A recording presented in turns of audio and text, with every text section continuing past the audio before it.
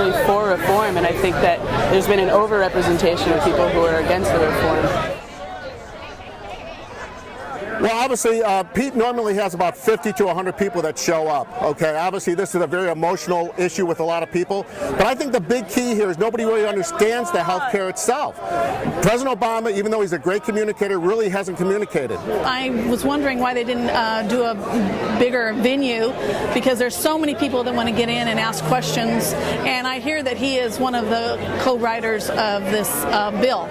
I'm out here because I'm a medical provider, and I know what the interests are of health insurance companies, and it's not people's health. It's the bottom line and their stockholders. I don't want government running my healthcare system the way they run the post office, the way they run Medicare, the way they run Social Security.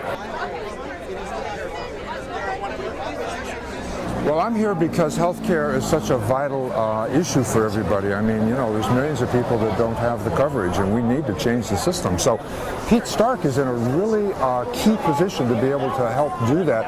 And he's been a strong advocate for Medicare for all, so that everybody has the care that they need. I said, do you want a public option? Do we want a public option? We want a public option. We want a public option. We want a public option. People over profits.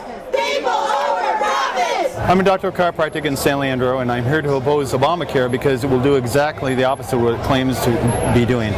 It will not reduce health costs. In fact, health costs will rise because it doesn't address the real reason for rising healthcare costs, which is the declining value of the dollar, which raises all prices.